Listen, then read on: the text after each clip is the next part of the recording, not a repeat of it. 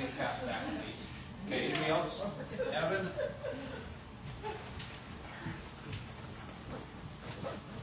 Okay. All right. You have some like seed packets all together, you know, it says Mike's favorites or something? Yes, Mark's favorites. Yes. So is that like a good place to start? So, the prepackaged seeds, I will tell you why we did that, because we are selling more and more of those prepackaged ones online to customers that don't live here. And so for someone who's never grown a garden and just wants somebody to tell them what to grow, that's a good way to go. Otherwise, you come in and you decide what you want and what you don't want, and then we get you the right ones, and then you get what you want. Because sometimes if you buy the pre-packed stuff, maybe you don't like parsnips, maybe you don't like beets, you know, but you're going to get stuff that you're never going to grow. And I've decided, if you put stuff in your food storage, make sure you put stuff in there that you want to eat. Not stuff because you think you should eat. Because guess what? You still aren't going to like it, and you're probably not going to grow it and eat it. So just do the stuff that you like, because it's a lot more enjoyable to eat what you like instead of force yourself to eat stuff because you've had it and there was nothing else for you to grow. So just do more of the stuff that you like instead of the things that you don't like. So, all right, is it cool enough now? Are we good? Corey? To piggyback on that food storage, another one, I taught emergency preparedness classes for years. Make sure you know how to cook it. Storing 50 pounds of beans is great, but you've never cooked beans in your life.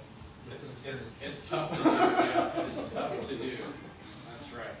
And I do a really fun emergency preparedness class, usually in the fall. So if you're in charge of your church group or whatever and you want to do emergency preparedness, let me know in advance, because I talk about all the vegetables that you can grow or let somebody else grow, and how to prepare them and to store them all winter without canning them or freezing them. Ooh. When is this class? It's wanna do one that. that I will teach for emergency preparedness seminars and stuff. Oh, Yeah, for that. yeah. Oh, So, yeah. but it's about how to store the stuff properly so that you can get it to last all winter. Because for the longest time, people didn't have like freezers or didn't know how to can stuff properly. So there was a way to make it through the winter without dying, because your food source was gone, because you could learn how to store all that stuff properly. So I teach that class quite regularly in the fall, and it's actually pretty fun. Okay, we got through carrots, because I remember drawing the carrots on the board. We did Brussels sprouts and cauliflower. Sunny. Is that on your website or whatever when you're going to be The teaching that class? class? It will be, because I don't have any scheduled right now. Okay. But usually in August, usually in June or July, people will start reaching out to me and say, I'm in charge of our stake, and we're doing an emergency preparedness fair. We need to have somebody come and talk, and then I'll do it. Okay. But that class, I prefer as many people in it as possible. So you can invite us to go. Exactly, yeah. So it's like, if a ward calls me, I'll say, how many other wards do you have in your building? Yep. And they'll say 2 or 3 or whatever. I say, invite them. Because I want 100 people at that class, not 15. Absolutely. So I want as many people as possible. And it's actually really pretty fun. We'll kind of go through the vegetable list like we do in here, but I'll talk about the stuff you can actually harvest it, store it. And the best part about doing emergency preparedness is you don't have to grow it.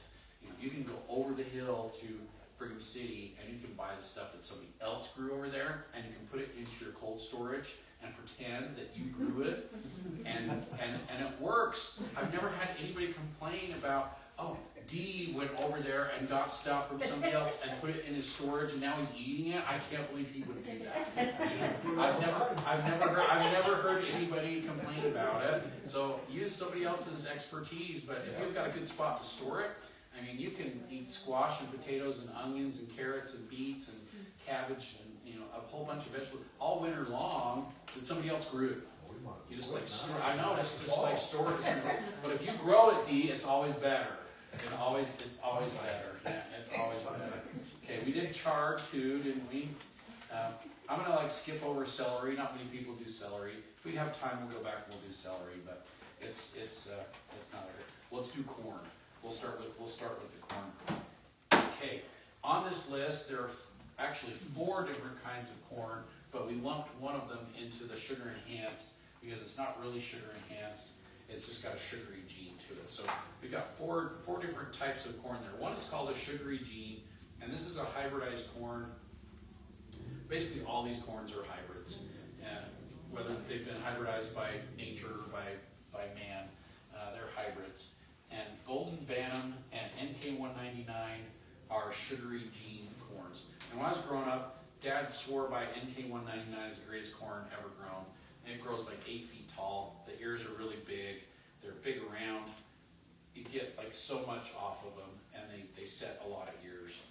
But if you don't like go out and harvest it and run back to the house and you have the water boiling already and you shuck it while you're running back to the house and put it in the pot and cook it like immediately, it starts to convert to starch instead of sugar, and so it won't, the quality isn't as good. I mean, you can't even put it in the fridge for 2 days and then eat it 2 days later. It will have started to convert to starch already. But it is a sweet corn, and it's one that we bottled and canned for years and years and years. And then some of the new sugar enhanced varieties like Bodacious and Ambrosia and Miracle and Incredible and Delectable all started coming out. Now these sugar enhanced varieties are still traditional hybrids. They're not genetically modified or anything, but they have a sugary gene in them that makes them a little bit sweeter. It makes the quality a little bit better, and it makes them hold their quality longer. So if I grow Ambrosia, I can pick Ambrosia. I don't have to run back to the pot. You know, it's fine. You can actually put it in the fridge for 2 weeks and then cook it, and it's still almost as good as the day that you picked it. So it holds its quality a lot longer. And there's bicolor ones with the yellow and the white kernels. There's all yellow varieties. There's all white varieties. So sugar enhanced is kind of like the standard of corn nowadays. And these have been around since the 80s. So they've been around for a long time. And Ambrosia, we sell about 1,200 pounds of Ambrosia from Anderson's every year. 6 to 8 pounds per acre. 1,200, you know. It's a lot of acres of corn that we sell. You know, that's a lot of acres of corn. So that would be like the go-to? Ambrosia's really, really good. But don't get excited yet, because there's more to come. Yes. Yeah, there's more to come. So, before we move into some of the other varieties, corn. Best way to plant corn is 2 seeds every 12 inches and 3 to 4 feet between rows. All right, so you need 3 to 4 feet between rows. The reason you need the space in between the rows is if the sunlight doesn't get down in between the rows, your corn will not produce ears. It will grow, it will be green, it will be tall, it will be beautiful, it will have no corn on it. Anybody ever done that before, where you had this beautiful tall corn and no production? So, What'd you say, 2 seeds every 12 inches? yeah, Marion, that's usually, you got your rows too close together and there's too much shade and the corn doesn't grow. So, How do I get the corn to grow taller than 4 feet? nitrogen, you're lacking nitrogen. So, Corey. Oh, sorry, Calvin, yeah. I saw a hand over there, I didn't want to see who it was, so yeah. Then, how do they plant these fields of corn don't have 3 feet? That's field corn, not corn.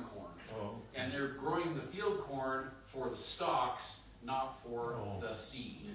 We're growing the sweet corn because we want to eat the seeds, not the stalks.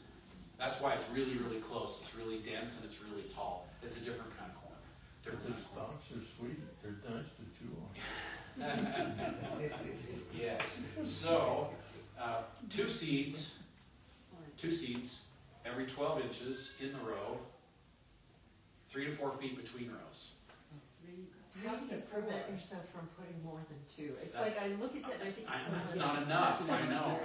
I have an actual like old-fashioned corn planter that drops the seeds, and then you like click it, and then you do it again, and you click it, and it depending on the size of the seed, sometimes it drops 1 or 2, and sometimes it drops 4 or 5. And I just let them all come up, and then if there's too many in one spot, I'll just go with the pair of scissors. I'll just cut some of them out, or I'll just leave them all and I'll just feed them extra.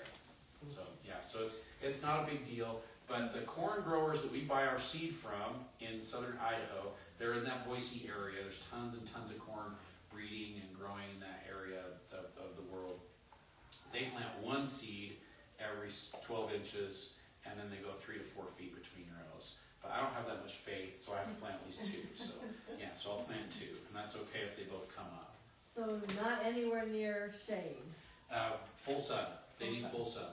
And I run my rows north-south, not east-west, because if you go east-west, the ones on the south side shade the ones on the north side. So your rows should run north-south. So So that's just because of our,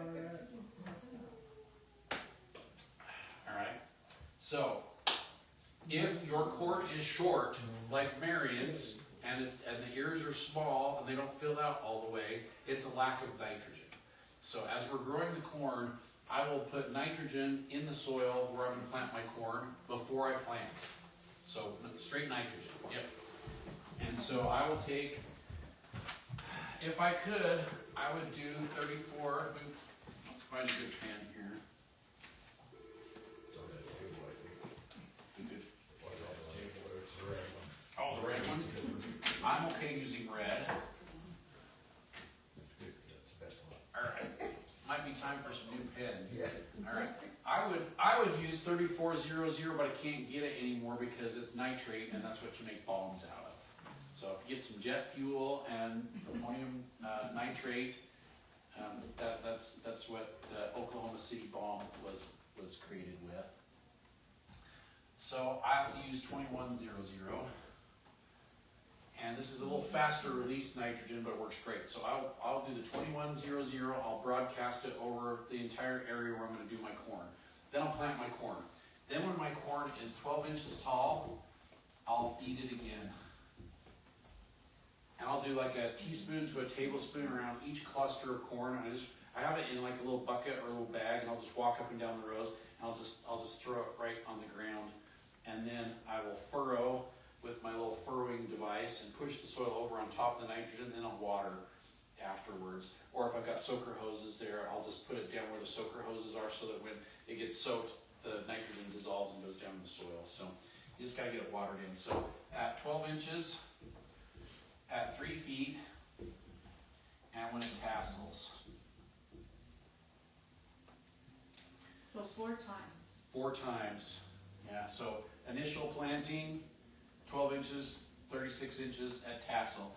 If you will do that, your corn will be really, really tall. The ears will fill out all the way to the tip. They'll be bigger, and you get multiple ears per stalk. 2 or sometimes even 3 per stalk. But if you don't feed them enough, your corn will gradually get shorter and shorter and shorter because it uses all the nitrogen that's in your soil. And then when there's not enough nitrogen, then your corn doesn't produce. Does that 2100 have a name? 2100, ammonium sulfate. Yep, ammonium sulfate. And the sulfur that's in there is really good for the corn too. So since we started cleaning up our air pollution, there's not as much acid rain in the Midwest, and it's affecting the corn crops. So the corn's not growing as well because it's not getting enough acid. So sulfur is a natural acidifier, and so the sulfur is really good for the corn. Isn't that interesting? Consequences of cleaning our environment means our corn crop's not quite as good because it's not getting not as much acidity. So But our lungs are better. yeah, lungs are better. I think it's a good trade-off. So you said a teaspoon or a tablespoon? Teaspoon to a tablespoon, Okay. somewhere in there. So I'll just like grab enough in my hand that I can like feel it and just throw it on there, and then I water afterwards. Per plant. Per corn cluster. Yeah. Yeah. So it takes me 10 or 15 minutes to go up and down all my rows of corn. So I usually do 4 or 5 rows of corn. They're 75 feet long. I'm just like throwing nitrogen on them, and then they get watered right after that. All right. Okay, I'll try. Yep. You will see a huge difference. Huge difference. Yeah. Question on watering on corn. Does Yeah. I know corn takes a lot of water. I Is that affecting the growth? I water my corn twice a week, and they get soaked really heavy. But then I let it dry out in between. Because if the corn gets too much water and you get a big windstorm, all your corn blows over when it starts to get taller. So So if you kind of stress it a little bit in between waterings, instead of going every 3 days, go every 4 or 5, and the corn will tell you when it's thirsty. So like if I get home from work and I see the corn has kind of like, the leaves have kind of like rolled up a little bit, that means it's thirsty.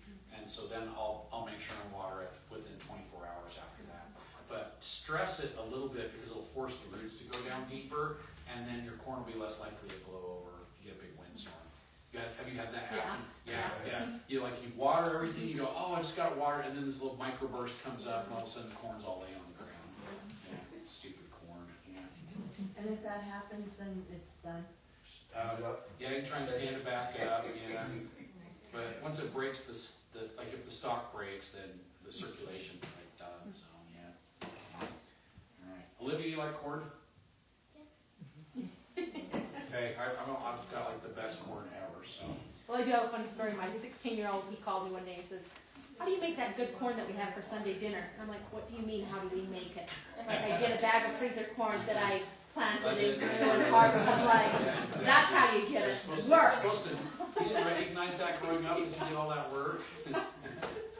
Serious. Dale, question? Nope, just relaxing back there. Okay, so sugar enhanced, all really good. There's yellow, there's white, there's bicolor. Then there is super sweet corn, which is my personal favorite. The super sweet has a different gene in it, and it's almost so sweet that it tastes like you've added sugar to it.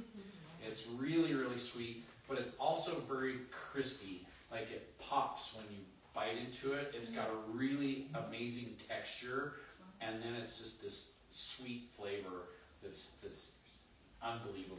It's so good. So we have for years grown in the super sweets the Nirvana and the Eden, which are bicolor and white. And it's the most expensive corn that we have. It's like $28 a pound. But a pound of corn will do like 1,000 feet. And so we're talking a truckload of corn when you pick it all. Like the back of a truck, like a pickup truck. You would fill that much with a pound of corn. So much corn. Calvin. How does it keep? It keeps extremely well. You can freeze it, you can can it, you can put it in the fridge for 2 weeks. But I'm going to tell you one of my sad stories that ended really well.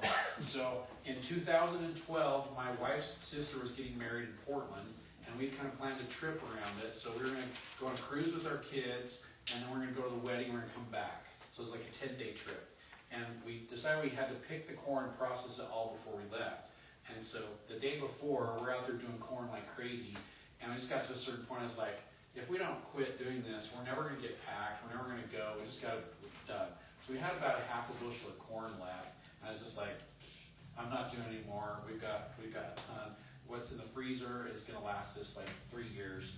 And so we called one of our friends, and we're like, hey, we got a half a bushel of this Nirvana corn. And she's like, is that the really good one? It's like, yes, that's the really good one. She's like, I will take it. It's like, all right, I will leave the bushel basket on the back porch in the shade for you.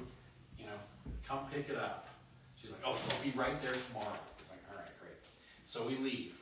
And when we get back, guess where the corn was? Right in the same spot in the shade on the back porch. And I was like, oh my hell, Kelly, it's like you just wasted this half a bushel of the best corn ever. I can't believe you didn't come pick it up. And I was getting ready to go throw it in the composter. And my wife goes, well, why don't you see if it's any good? Maybe we can eat it. We just got home, you know, we have some corn. It's like, it's been sitting on the back porch for 10 days. It's 95 degrees outside. How good do you think it's going to be? And she's like, just shuck one and let's see if it's any good. And my skeptical mind was just like, why am I doing this? This is the stupidest thing ever. And I husked one, and I was like, you know, it doesn't look too bad. All right, what the hell, let's do it. You know, and so we prepped it and cooked it and ate it, and it was almost as good as when we picked it. 10 days on the back porch in the heat. But it was in the shade. It wasn't in the shade. So this corn is like so good that every time we sell it to somebody, they come back the next year and they go, last year you sold me a special corn and it was really expensive. I want that one again. You know, it's like to die for. You can literally go out there into the patch, pick it, and eat it raw without even cooking it, and it tastes amazing. Yeah, It's so good. It's This like is Nirvana. Nirvana or Eden. I actually like the Eden better, but it's a white corn. So it's hard to tell when the white corn's ready because it's white. And when it's immature, and it's white when it's too mature. You know? So it's kind of hard to tell when it's ready. So I would highly recommend that. But if you notice on the seed list, those super sweets have little X's next to them. The X's mean they'll cross-pollinate with other varieties of corn. So the sugar enhanced are fine growing side by side. So you can do ambrosia and bodacious and sugar buns and incredible all right together, and they will not cross-pollinate. They'll be just fine. But if you throw Nirvana in with it, the pollen from the Nirvana will mess up the sugar enhanced, and the pollen from the sugar enhanced will mess up the super sweet, and they won't taste good, and the kernels will be hard and chewy and yucky, and don't do that. It's not good. So you can only plant the Kodiak and the Nirvana and Eden Together, next to each other. yeah, Okay. and they could grow side by side and they'd be fine, but you start mixing them in with the other ones and it's gonna mess them all up. Okay. However, I have successfully planted ambrosia and then waited 2 weeks and then planted Eden, which comes on a week later than ambrosia, and so I had a 3-week gap in between, and so they were tasseling at different times and they didn't affect each other. It's just they can't tassel at the same time because then the pollen's going to intermingle and they're going to have weird stuff. All right, so it's important with the corn that you do that. So make sure and watch the ones that have the X's. Don't grow them with other corn. And if your neighbor has corn and it's pretty close and the wind blows, it'll mess that up too. So you got to be a little bit careful. Marion. How far apart should you plant these different kinds then? Like More than the 3 my feet? garden is 125 feet. It's 120 now since they are tearing my road to shreds, and I've had to move my garden back just a little bit. I can plant some on the bottom end and some on the top end, and they won't cross pollinate because the wind blows from east to west, and my garden goes north to south. So it just depends on which way the wind blows. So if the wind swirls around, it's going to like mix the pollen up. It's better to plant them successively at different times so that they're all tasseling at different times. But then you also get to pick corn for 2 months, and which is also a benefit. So you got fresh corn from like mid-July until like almost October. We were eating corn almost till October last year, so because we planted a later crop. So you planted the one that set on earlier first. Yep. And then you wait a week or two, and you plant the mid-season or the later one, and then you've got a good distance between when one's tasseling and the other one's tasseling. But even on the 24th of July, we'll plant a really early variety like Sweetness, which is like 67 days, and I can have it the end of September before it freezes. Which one's that? Sweetness. Sweetness is a synergistic variety. So the difference between a sugar enhanced and a super sweet and a synergistic is the synergistic is, and don't ask me how they do this, but the synergistics have 25% of the super sweet and 75% of the sugar enhanced on the same cob, and they don't cross pollinate. And so you get the best of both worlds. So you get the best quality of the super sweets with the consistency of the sugar enhanced. And so those are really good. So Sweetness is a synergistic variety, and it's really, really good. And it won't cross-pollinate with your sugar enhanced, but it will cross-pollinate with your super sweets. So how do we know which ones are a midsummer crop and which ones are? It doesn't say, well, it actually tells you on here how many days they are. So if they're in the 70-day, actually 60-day range, they're early. If they're in the 70-day range, they're mid-season. And if they're in the 80-day range, then they're later. So it's really only a difference between 10 or 15 days. So do you plant the ones with the 80 days first because they're gonna take longer? You can do it that way, but sometimes I've got customers who plant like some early and some late at the same time. And they'll come on usually about a week or so apart, even though they're like technically 2 weeks apart on date, on time. The days is basically calculated off of heat units. And so the hotter it is in the summer, the faster they will come. And so even though it says it's a 75-day corn, if you plant it in June and it's 100 degrees, it'll come on in 65 days. It'll cut a week off of it because it's just, it's all about heat units. It's an estimate of how many days it's gonna be. So it's pretty close, but there's been times where we planted a mid-season and a late corn together at the same time, and they both produced at the same time because it was a hot summer, and they just all came out at the same time, okay? And so it's an average in there. So if you really wanna separate the corn, they'll plant the early first, and then plant the mid-season or late after that, and then in mid-July, plant an early variety again to have one coming on in late September. Because there's plenty of time to plant on the 15th of July and have it ready by the 15th to the 30th of September. And they come up really fast when it's warm like that. In July, you plant corn in July, it's up in like 3 days. It just comes up super fast. Yeah, really, really fast. So for the synergistic ones, we've got Sweetness and Profit and Temptress. And let's see if there's any others. No, they're just all bicolored ones. And they're all really good. But Sweetness is one of the earliest ones that I've ever grown. Like it comes on super quick. So it's listed as a 72-day corn, but it's really more like a 67-day corn. So no matter which ones of those you use, you still fertilize the same? Fertilize them all the same.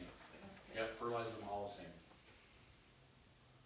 Sorry, Mark, did you say that it won't cross-pollinate with the synergistic, won't cross-pollinate with the sugar enhanced? Correct. So the only ones you gotta worry about are the super sweets. Yeah, the super sweets, that's why they have X's next to them. Okay. Yeah. Alright. While we're at it, let's do popcorn and ornamental corn. So the popcorn also have X's next to them because the popcorn will cross-pollinate with your sweet corn, and your sweet corn will cross-pollinate with popcorn. So then your sweet corn's not sweet, your popcorn won't pop. So make sure and have those in different locations or separate them so they tassel at different times also. And growing popcorn's really kind of fun. Popcorn's really fun to grow, and you can like, what we do is like in late September, we'll pull the husks back, but we'll leave it attached to the cob, and then we'll hang it up in the barn or in the garage or something and just let it dry until about Thanksgiving or Christmas. And then once it's dried, you can just kind of like rub it with your hands and the kernels all fall off the cobs and you start popping them. And when they're newly dried, they don't pop really fluffy. They pop kind of small and crunchy, which is the way I like them. And so they're small, they're not fully expanded, but they're really crunchy and it's really, really good. As they dry longer, they'll pop bigger. You'll get bigger kernels out of them. So just be aware of that. And on the popcorn, the yellow's good. It's a hulless, and so it doesn't have. Sometimes you go to the movie theater and there's just tons of like the casings that are still attached to the popcorn. You'll have fewer of those. So the hulless ones are better. So the yellow's hulless. The white is superior to the yellow, like in flavor. The white's really, really good. If you've never grown and had white popcorn's way better than the yellow popcorn. And then the strawberry and the blue popcorn, the kernels are red and blue, but when you pop them, they're white. We did the strawberry. Strawberries It are, was fun. it's fun, isn't it? Yeah. And it tastes really good. Yeah. Yeah, it tastes awesome. So I prefer all the other popcorns to the yellow popcorn. I think some of the yellow popcorn, especially the ones that pop really big, I think they call them like mushroom ones. It's like eating styrofoam. It's not like eating popcorn. So, but anyway, that's just me. Does the strawberry taste like strawberry? No, Okay. too bad. That'd be awesome. The That would strawberry be ones awesome. taste like strawberries, and the blue ones taste like blueberries. That's how that works. And on the ornamental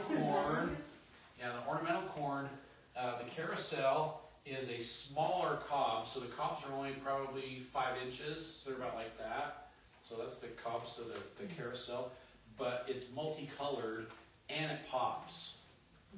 So it's really colorful and fun to grow, and they're decorative, and then you can pop it as well too. So carousel is one of my favorites because you get like so much versatility out of it. So it's decorative and it pops. Where's this at? Ornamental corn, so it's right underneath the onions. Ornamental popcorn have their own category. Yep. So Gotcha. ornamental corn, and then carousel says popcorn next to it, but it is an ornamental corn. Yeah, and then Fiesta is like your standard ornamental corn, also formerly known as Indian corn, and they're bigger. Yeah, they're much bigger.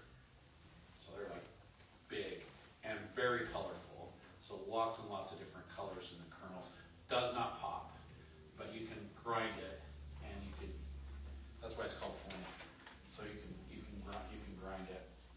And then earth tones is like jewel colored. Yeah, kind of a pastel jewel colored. So lots of different colors in the kernels. So that one's really fun to grow too. What's the on the popcorn, how Oh, long? popcorn's about 90 to 100. So Oh. it's much longer. Yeah, it's much longer. So if we're gonna do popcorn, I will get my sweet corn going, and then 2 or 3 weeks after that, I'll plant the popcorn. That way, the popcorn doesn't cross-pollinate with anything else. I usually plant 2 rows and then 2 or 3 weeks, 2 more rows, but that takes you into July. Into July. So will popcorn make it after that? If you're planting popcorn in July, it's gonna be kind of iffy. So it really kind of needs to be planted by mid to late June. Yeah. And 2 rows is sufficient to pollinate, but 3 is probably better. So it just depends on how much space you've got with the corn. So you're better off doing blocks of corn in shorter rows, but doing multiple of them instead of doing 1 long row, because it'll pollinate itself better. And so do at least 2, 3 rows is better, so they can pollinate each other. But if you must do one, if you don't have enough room to do a lot of rows, just do a bunch of really short rows, and then do something else on the other hand. Make sure your corn's on the north side so that it doesn't block your other vegetables. So if it gets 7 feet tall, it's gonna shade something.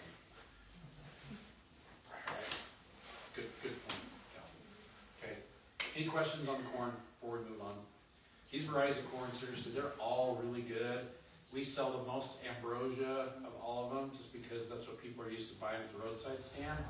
But you get into the synergistic and the super sweet, you will never go back. That's how good they are. I was talking about, this is off on corn, but down in Brigham, I was talking to him, he said he takes his corn now, and he's been experimenting for years. Just take it right out of the field, he'll cut it off, and vacuum pack it, freeze it. Yeah, So it's just as good that way. You don't have to blanch it. All this blancing and. you don't have to blanch it. No, exactly. I didn't know that. Yeah, so we will process a bunch of our corn without even blanching it. Yeah. The super sweets especially, they will freeze perfectly without blanching. You pick it, take the. You pick it and you can like freezer bag it and just freeze it just like that. The whole cob. Without. Yeah. Stop blanching. Well, no, husk it. Yeah. You wanna shuck it. You wanna shuck it, but you can like freeze the whole cob that way. We usually cut it off and then we freeze it, but we'll do it without blanching it. So that's the Nirvana and the Eden? Yeah, they will do great. Calvin?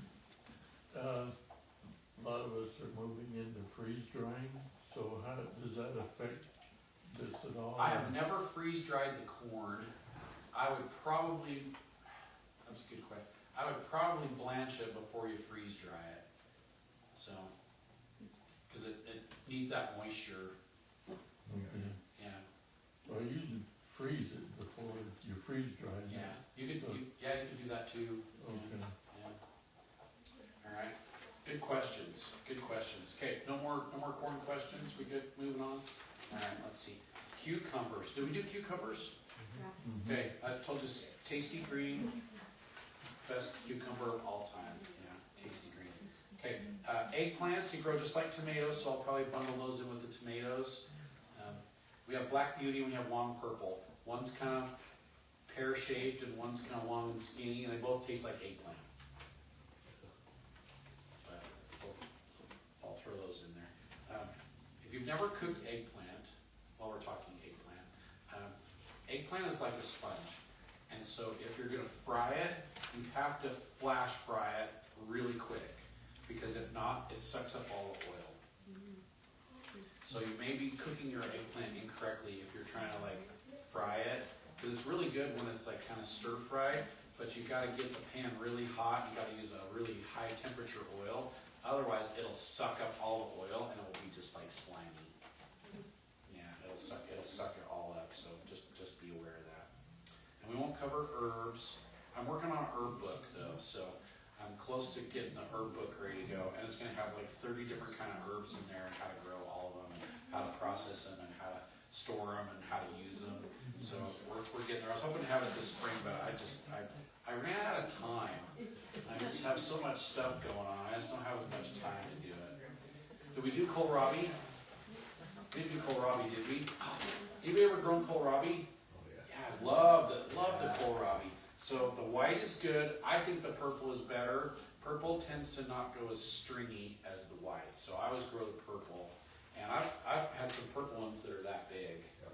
Just massive, really big. And the quality is really, really good, except for right next to the root. So I'll usually end up cutting it a little bit deeper, but then up on top it's just like perfect. So How do you cook it?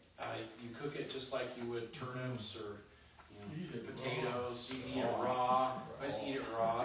So if you go to the grocery store, Mary, you can buy like a vegetable tray, and it's got a whole bunch of really crunchy things in it. So there's like carrots, and there's cauliflower, and they usually have cucumbers.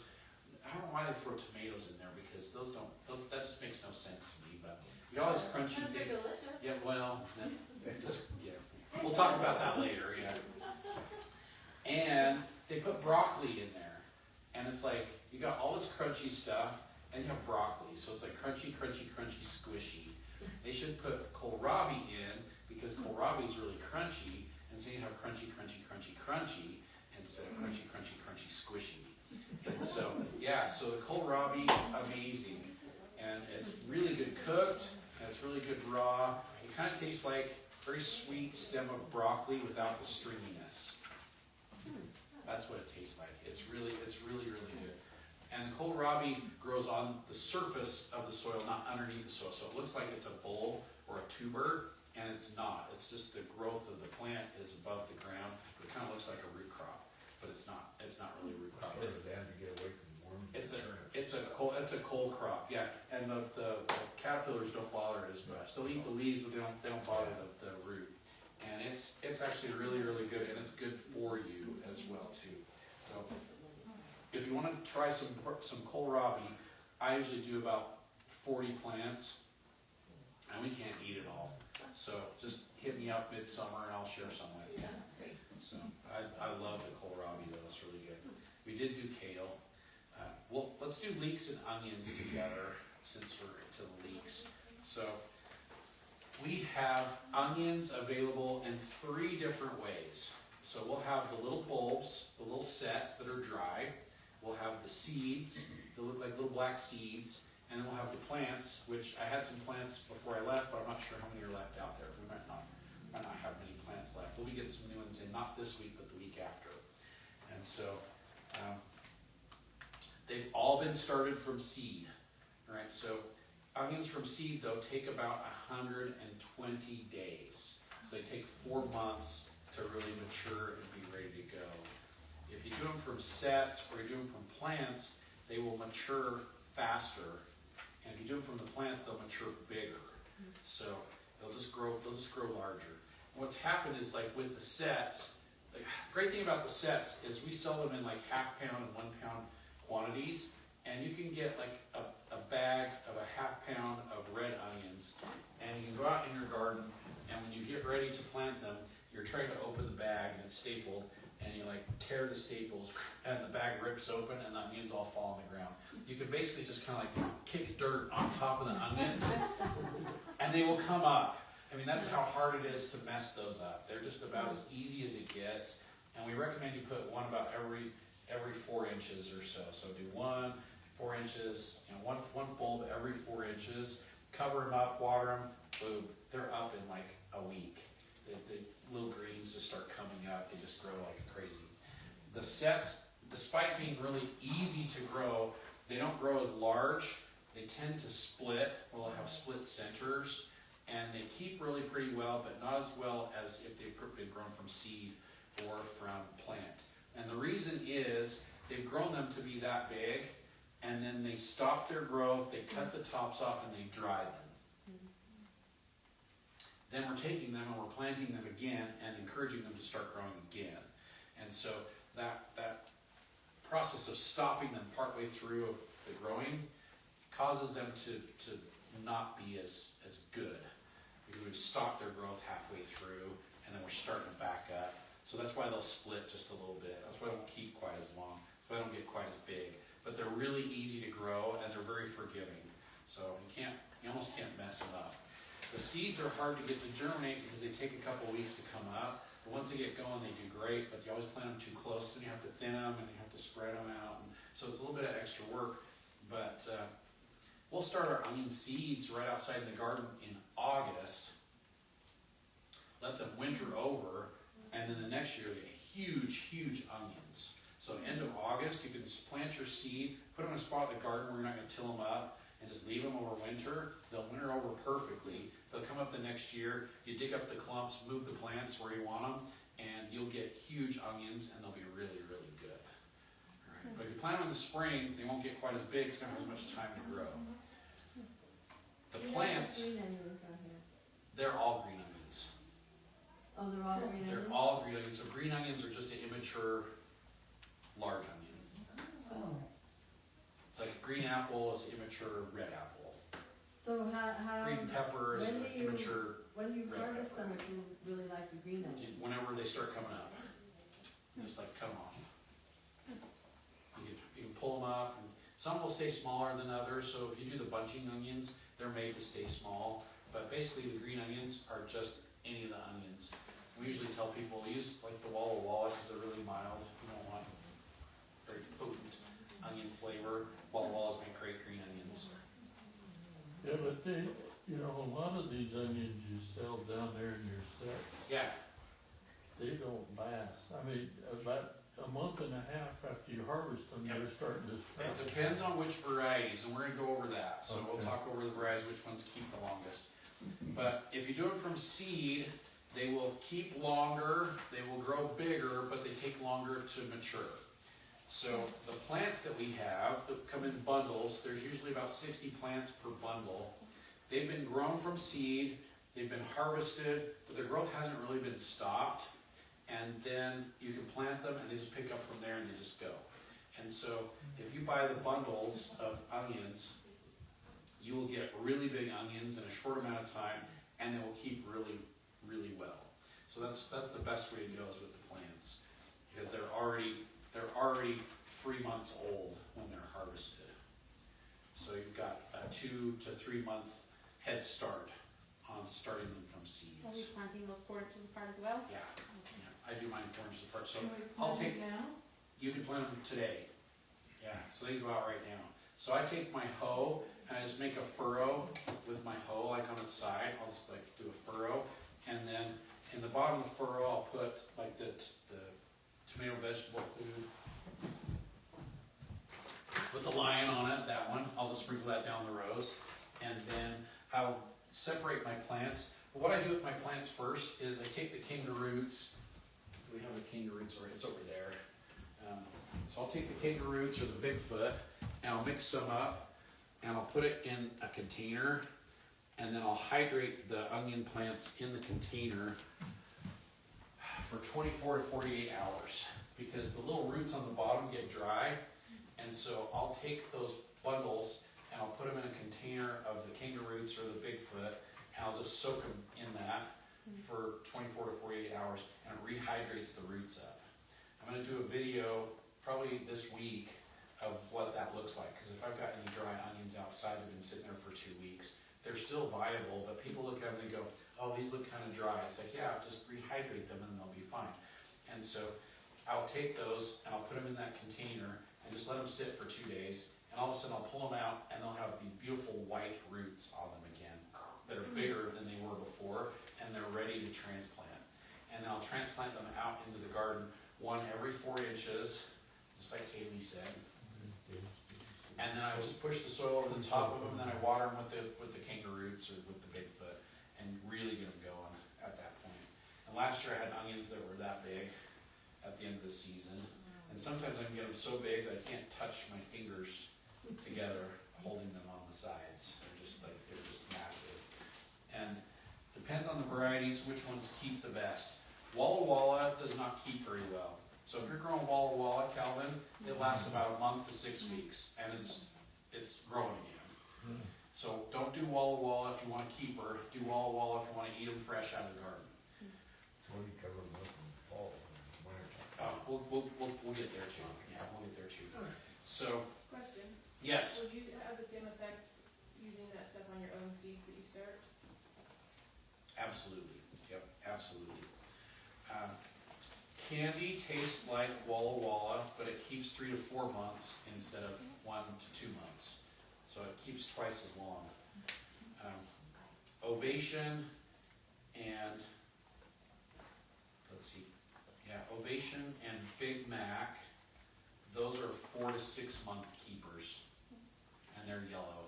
So those are big keepers. I like Sierra Blanca, which used to be called Dolce Grande, and that is the biggest onion I've ever grown. Like, it is huge. When you cut into it, you'll cry like a baby, but if you saute it with a little bit of butter and brown it, oh, it's so sweet and good. Sierra It's Blanca. amazing. A Sierra Blanca, yeah. It's also the Dolce Grande, but Sierra Blanca, gigantic white. So they classify the onions in sizes, and some of the classifications are like large, jumbo, and it goes from jumbo to colossal. That's like the biggest. That is in the colossal category. They are huge. And they are so good, but you will, honestly, you start slicing those suckers up, you will cry like crazy. They just are so potent, but then when you cook them, they're so sweet. Yellow Spanish and the white Spanish, also 4 to 6 month keepers. The best keeper on there is the Patterson. We have kept the Patterson for 10 months without it like starting to grow again. How do you 10 keep them? months. There's a trick to keeping them longer than others. So if you want a long keeper, do the Patterson, because they will be pretty good size. They won't be as big. They're a large onion, but they will be hard as a rock for 6 months. I did those last year. Yeah. But Yeah. I did some red ones and Yeah. Oh, they were terrible. yeah, the reds will only keep for 2 months maybe. Yeah, reds won't keep that long. There are some varieties of reds that will keep 4, but that's about the longest you'll get out of the reds. But the Patterson, 8 to 12 months is what they say. And I've got 10 months consistently out of them. Yeah, 10 months. So, to get them to keep, you have to make sure and harvest them at the right time. And the right time is the middle to the latter part of August. So the onions will grow all summer, and if they start to get little flower buds on top of them, don't let them flower. Cut those off, because it will pull strength from the onion up into the flower, which will turn into seed, and we don't want that. We want the strength down in the onion bulbs. So if they start to go to seed, cut those off. Sometimes I'll take my hedge trimmers, and I'll just go down the row of onions, and I'll just give them a haircut. So it's got a flat top just like my hair. You just like cut it just right down the row, and if they start to go to seed again, cut them off again. But usually about the middle to latter part of August, the onion plants, they will start to wilt down, they'll start to die over. And by the end of August, if they haven't started to die down on their own, gently step on them with your foot and just push the stem over and just break it. And it'll stop them from growing. We're not gonna, no trumping, no trumping, but we just wanna break the tops so that they stop growing. And then I'll leave them there for a couple days, and then I'll dig them up, and I'll turn them upside down out in the garden, and hope that it doesn't rain for a couple days, so that the root system will dry right out there in the garden. So we don't want to just like dig them and try and like start prepping them. Dig them up, leave them out in the sun, but bottom exposed, and it will dry the roots up, and it will stop their growth at that point. Then after 2 or 3 days of sitting out in the sun, I'll go and gather them all up. I'll put them in my barn or in my garage or in the shed, somewhere where it is warm and dry and dark.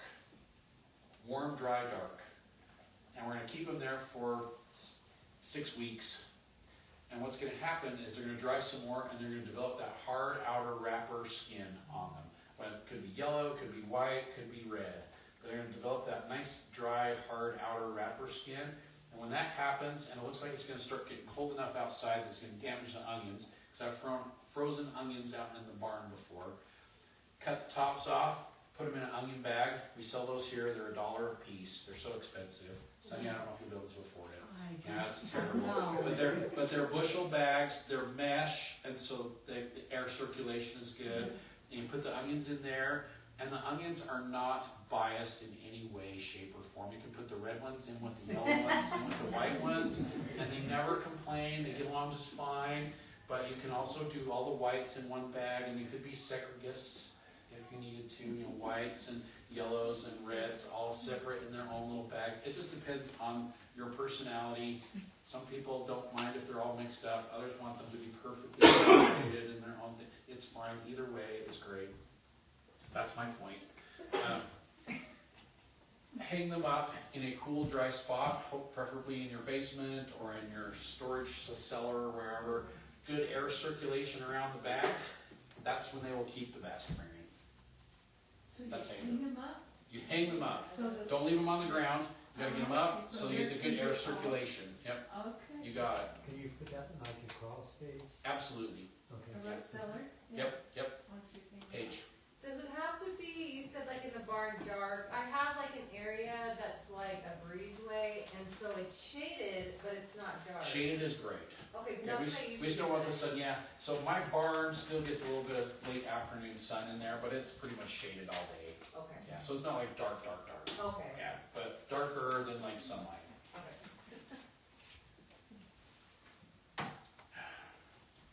Great. They taste better than the ones in the grocery store. They potentially could taste better.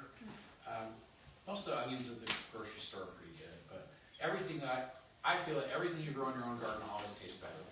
Just like everything on my They plate love love. tastes better than what is on my wife's plate. Have that problem, Jack? My plate is good, yeah. Yeah. Everything on my plate always tastes better than what's on my wife's plate, so. Now we know you're really. You know, so- Sorry, go on. Yeah, 'cause she's always eating off of my plate. It's like, what the heck? This is like my food. Leave my food alone.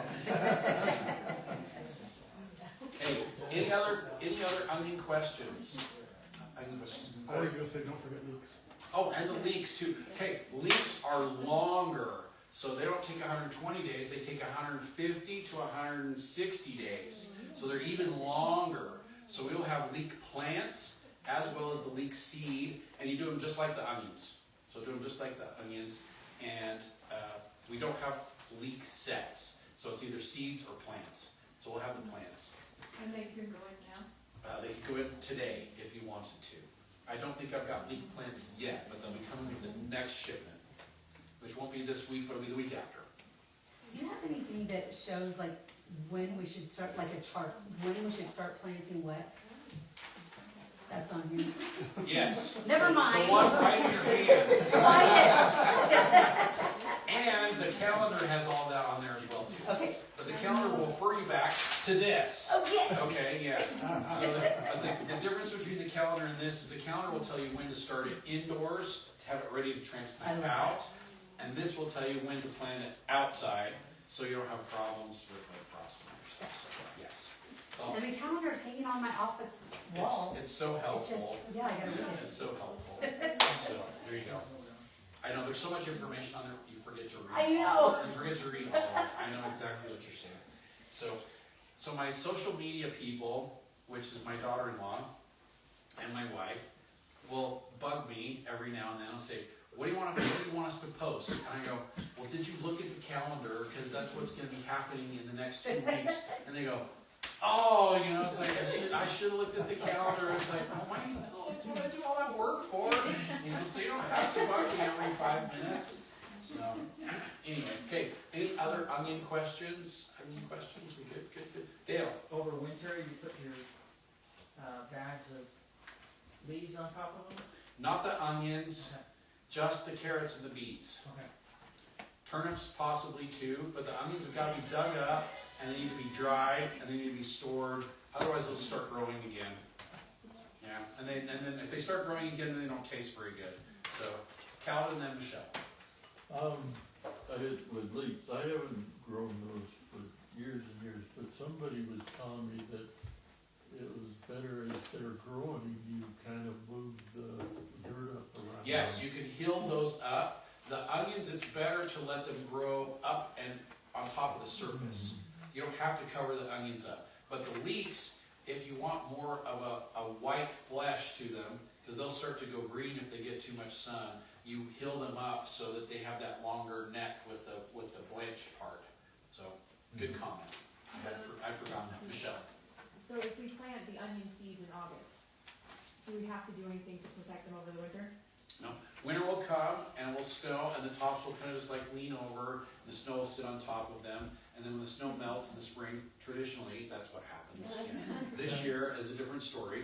They will just like, the snow will melt and they'll just go boop, and they'll just pop right back up and they'll start growing again. But usually you'll plant them, I plant them in a bigger block. And then when they start coming up in the spring, I will dig them up and I'll separate them out so they look kind of like the plants that we sell here. And I'll just transplant them where I want them instead of having this big block of onions. It's kind of in the way. Yeah. So that's fine too. They can handle that. They're pretty resilient. So, okay, good. Any other onion questions, Brennan? We do the exact same with leeks. Exactly the same with the leeks. Yeah. All right.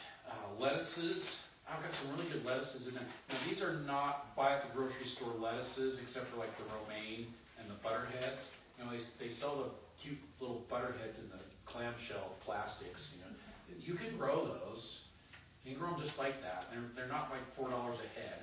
You know, they're pretty inexpensive. So you can grow those butterheads. Lettuce needs to be planted as soon as you can get out there. The earlier, the better. Because once it starts to turn hot in June and July, they will just go to seed and they will taste terrible. So if you want head lettuces, like the butter crunches or the romaines, you start them kind of heavy and you can thin them by eating them, which is a terrible way to thin them. You just thin the little baby lettuces and trim them off and eat them. But you really want to space them about 12 inches apart. So you can plant them thick to begin with, but then as you thin them, eat all the stuff in between and leave one plant every 12 inches, and then they will form heads. And you'll get those nice pretty butter heads, or you get nice romaine heads, and they will actually head up well.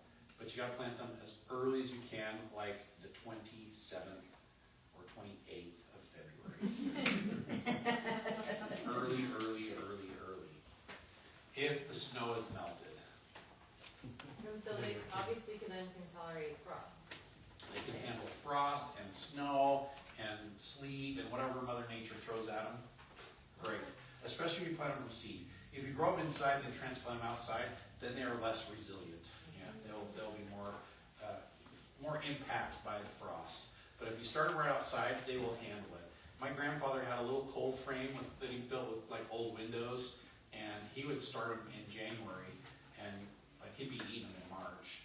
Yeah. So he just had a cold frame. It didn't have any heat in it. He just like had it on the south side of the house, and just would open it up if it was a sunny day. Just make sure it was open. Yeah, it's pretty cool. Yeah, pretty cool. I don't have the time or the patience to do that, but he did. So yeah, he did that. So there's some really good varieties in there. So for the loose leaf lettuces, there's red leaf lettuces like Lolo Rosa and Red Sales and Royal Red. The Simpson Elite is a green leaf. The Tom Thumb are like little baby butterheads. So those usually do better as leafy lettuce as well too. And then I've got our Heat-Proof and our 5 lettuce blend. Oh shoot, I forgot to put my microphone on today. Oh well. Usually the sound comes through pretty decent on the live stream. We'll keep our fingers crossed. So the loose leaf, the 5 lettuce blend has like the Lolo Rosa and the Red Sales and the Simpson Elite, and it has Butter Crunch and it has a romaine in there as well too. The Heat-Proof mix has an extra 2 or 3 weeks of heat tolerance in there, so it'll last a little bit longer. But still, by the 1st of July, it's pretty much toast. So even though it's heat tolerant, it's still gonna go to seed when it gets really hot. So just be aware of that, because some people will come in July like, my lettuce is going to seed and it says it's heat proof. It's like, well, it's not gonna never go to seed, so, sorry. It's 100 degrees outside. It's gonna go to seed, so that's what happens. So, for the head lettuces, the Butter Crunch and the Esmeralda are both butter heads. The Esmeralda just has that extra heat tolerance built into it, so we're gonna get a couple more weeks out of it. The Great Lakes is like, it's not iceberg type, but it's more of an iceberg style lettuce. And the Summertime is the same, but the Summertime's the more heat tolerant version of it. So I would do Esmeralda and Summertime before I do Butter Crunch and Great Lakes, because they both will tolerate the heat better. You would do which ones first? Esmeralda and Summertime instead of Butter Crunch and Great Lakes. Yeah. Because of the heat tolerance. And then on the romaines, probably Jericho is the most heat tolerant, but Vivian is really heat tolerant too. And the red romaine's actually not bad for heat tolerance also. And it's got kind of a purpley red leaf to it. So those are good. And the romaines tend to be crunchier.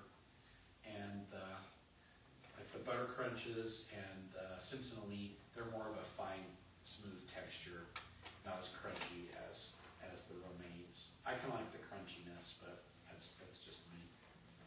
And then in the miscellaneous greens, the arugula is really good. Astro is definitely more heat tolerant. The peppergrass, if you've never grown peppergrass, it tastes like watercress, but it grows in the dirt instead of in the water. So if you like watercress, do the peppergrass. It's really, really good. And it's really good for you as well too. It's highly nutritious. And it's got that spicy watercress flavor. It's outstanding. I really like it. All the mustards have kind of that spicy cabbage taste to it. The purple's really good. And then we've got a couple mixes of microgreens if you want to do microgreens as well too. Amaranth is kind of nutty. It's got kind of a nutty taste to it.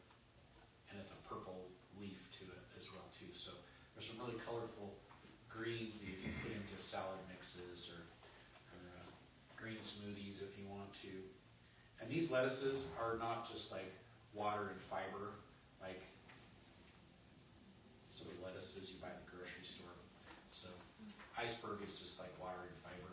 These are nutritious greens, so they've got some nutrient in them as well too. So plant the miscellaneous greens on same times as the Same time, yep, they can all handle the cold. They can all handle it. Okra, we grow it just like tomatoes also. Clemson Spineless is actually a really good variety. It's been around for a long time.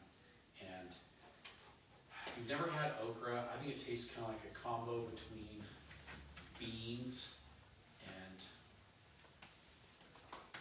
kind of tastes like beans. And I've never had okra. It's pretty good. Yeah, it's really good. You also have to prepare it properly. So Yeah, definitely it gets slimy. yeah, like it can get slimy if you don't cook it right. But it's actually really pretty good. I like okra. Okra's all right. And so okra and the eggplants and the peppers all get about the same size. They're about 2 feet tall, and the fruits all kind of like daggle down. Where the tomato plants, I can get my tomato plants like 10 feet tall, and the fruits all daggle down. So yeah, that's how that works. Okay, we did okra, we did onions, we did parsnips with the carrots. Did we do parsnips with the carrots? I don't think we did parsnips. No, I don't know if we did parsnips. Parsnips, you can't eat them the first year. I mean, you can, but they taste like turpentine. And so, yeah. And if you've used turpentine before, you know what I'm talking about. Because it, like, the fumes, you can taste the fumes. That's what it tastes like. For the starch to convert to sugar, they need to sit in the ground. So parsnips should be harvested and eaten now, that you grew last year.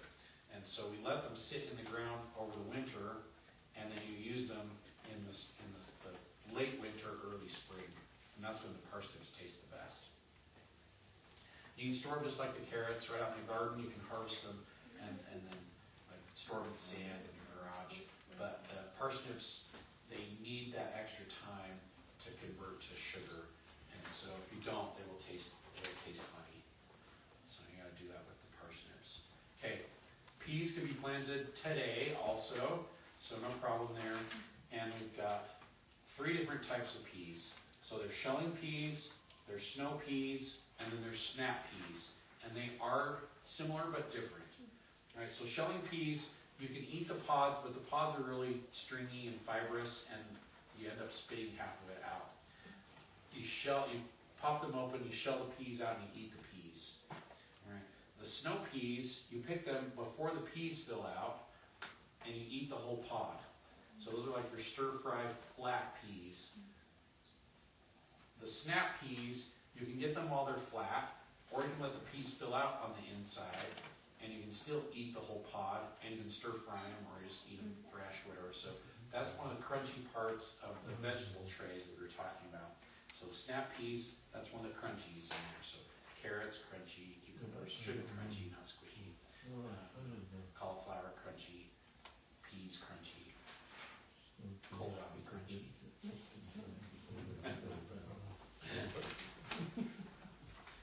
So, we like Green Arrow and Perfection because they have long pods, 8 to 10 peas per pod. The quality is amazing, freezes well. You can can them if you want. Some people still can peas, but freezing them is better, and you can just eat them fresh. Do you ever dry them? You can dry them too, but you have to rehydrate them. They just do so well freezing them that they taste just like the day you picked them if you freeze them right. You have to blanch them before you. Yeah, you really need to blanch those. Yeah. So we sell a lot of Little Marvel. Little Marvel, the quality of the peas is sensational, but the pods are tiny. So you only get like 6 peas per pod. And where I might as well shell a 10 pea pod one time and get 10 peas, or 2 Little Marvels to get 10 peas. And it's like double the work to get the same amount. So I would prefer a larger pod, but that's just me. Wando and Green Arrow have a little more heat tolerance, so they're better if you're planting them later. But the earlier you plant the peas, the better. Now, riddle me this, Batman. If you plant your peas today, or if you plant your peas on the 1st of April, or you plant your peas on the 15th of May, they will all produce the 1st of July. Wow. Because of the increasing heat? It's the heat. Yeah, it's the heat. But the ones you planted today will outproduce, and the quality will be better than the ones that you planted in late May. But they'll all produce about the 1st of July. So peas really are 50 to 60 days. Most of the peas. So you soak yours before you. I do not soak them. I just plant them out and I water them heavily in the soil. So they get watered after they get planted. But yeah, those peas will usually produce in about 60 days. But if you plant them on the 1st of March, they'll be 120 days before they're ready, just because of the heat. But they do better maturing while the weather's cooler than when the weather's hot. And so you just get more peas, they taste better, the quality's just better. So the earlier you can get them planted, the better they will do. And with the peas, 1 inch deep and 1 inch apart is about perfect on the peas. You go a little bit farther apart if you want to. But one year we did Cascadia, which is my favorite pea, and my daughter was helping me. And I had about a 50-foot row we were going to do. And I ran out of time at work, and so instead of weighing up the peas, I usually do a pound over 50 feet because we like them a little bit thicker. Our rows, we do a little wider row, so we do about a pound over 50 feet. I just grabbed a bag and just put a couple scoops in there, which is probably pretty close to 3 pounds. And I took it home. And my daughter was helping. And you never say they do anything wrong in the garden. Olivia, close your ears. You're not supposed to hear this. You want to encourage them to help you in the garden. And so my daughter's out helping me. We get it all furrowed and ready to go. She puts all the fertilizer down in there as I'm working on some other stuff. And I said, go ahead and plant the peas, and she's planted the peas with me multiple times, and she knows about how far the spacing should be. And she's like, I got it, Dad, no problem. And so I'm working on something else, and she's like, okay, I got the peas done, do you want me to cover them up? It's like, let me come and help you cover them up, it'll be fine. Where's the extra? And she's like, well, I planted them all. You know? And that's when I go, way to go. Nice work, you know. So I'm not gonna go, you did what? You know, it's like I don't want to freak her out. You know, it's like, way to go, you know, good job. You know, you got all those planted. And I'm going, oh my gosh, the peas are gonna be so thick, it's gonna be crazy. They all came up, they all produced, they did fine, but we put like 3 times the amount of peas in that we probably needed to. Great learning experience for the kids because, you know, she thought they were the greatest peas of all time, and she had like knocked it out of the park that year. So that was good. Yeah, Cascadia, my favorite pea. It's really sweet. You can shell it if you want, but we just go out there and we just pick them off the vine, and you just snap the bottom, and you can pull the string up to the top, and then you pull the string back on the other side, and just gone. And they're so good. They're not really long. They only get about that long, and they can fill out all the way where they look like they're over ripe, and they are still really sweet and good. And so it's one of the best. If you do the snow peas, like the dwarf gray or the Oregon sugar pod, and you let the peas fill out, they don't taste as good. You really want to get them while the peas are small, because if the peas fill out inside, they don't taste as good. So get those while they're flat. Sugar snaps, make sure they fill out all the way, because they will be better, and they're so sweet. You just go out there and just eat them like crazy. They're so good. Yeah. So we do mostly the Cascadia. Oh, there's one other thing I was going to say about the peas. Yes, on the snow peas, the Oregon sugar pod get pretty tall. It's one of the tallest varieties, so it'll get like 5 feet tall if you fence it. And it has really big pods on it, so the pods are like that big. The dwarf gray, shorter, only gets about 2 to 3 feet tall, but it has purple flowers on it. So the flowers are purple instead of white. All the other ones have white flowers on them, but the dwarf gray has purple flowers on it, and so it's attractive out in the garden, and the peas are really good as well too, but they are smaller than the Oregon sugar pod. And if you don't like crawling around on your hands and knees, trellis your peas. If you trellis the peas, they will be taller, and the peas will set closer to the top instead of on the bottom. You won't have to crawl around your hands and knees and push the peas over one side to pick one side, and push them over on the other side to pick the other side. So we trellis our peas. So I use cages that are similar to my handy cages. They're called Wonder Walls, and they're about this tall. And we just barely sink them into the ground, and the peas just grow right up to the top. And you can just like pick the peas like right here instead of crawling around. And then when the peas are done, I just yank them off the cages, and I take the Wonder Walls and I grow my cucumbers on them. And the cucumbers grow about this tall, and the cucumbers dangle down, and they're long and straight instead of curled. Yeah, so it's a great way to do it. So I use the Wonder Walls multiple times in the garden, and it's very, very effective. Where do you buy those? You have them? I don't have any of this stuff here. I know, but I would never sell those. No, we sell them all here. The Wonder Walls and the handy cages, they are made right here in Cache Valley. that's right. They are Cache Valley made, powder coated, amazing. Like I've got Wonder Walls that I've had for 10 years, and they look like they're brand new still. And I've got handy cages that are 20 years old that are kind of beat up, but they still are like no breaking welds. So what does the Wonder Wall look anything. like? Is it Wonder just Wall is like an A-frame. Okay. So, but it's probably almost 24 inches wide. It's probably 21 or 20, and it's an A-frame, and it's got a little bit of grid on it for stuff to crawl up. So it's like this perfect trellis for garden stuff. Wendy. Hollyhocks. Yeah. We do this for that, cause we've had to prop them up. Hollyhock should be self-supportive, I fell but over they them. Mine's don't. get really tall. Yeah, and they there's get like wind. grow through hoops you can let them grow up through that will support them and keep them from falling over. These would be great. I mean, there's different ways you can do it, but they should be self-supportive. But sometimes if they get tall enough and the wind blows, they're like all over the Really place. pretty. And they're so pretty when they bloom. Yeah, stupid hollyhocks. That was my mom's favorite flower, other than pansies. She loves the pansies too. Okay, so any questions on the peas? Yes? I don't on peas, but I was just wondering, you don't have garlic on here? No, garlic is fall planted. It's fall planted, So okay. we recommend you plant your garlic in the fall, and in September, we will have 20 varieties of garlic here. And they all taste like garlic, but they all kind of have different qualities to them. So some are a little milder, some are a little hotter, some store better, some grow bigger, some break apart easier. So, but we'll have tons of varieties. They should be planted in the fall. In the fall. Yeah, Okay, in the great. fall. So that's why they're not on this list. Thanks. You're welcome. Okay, any other pea questions? No.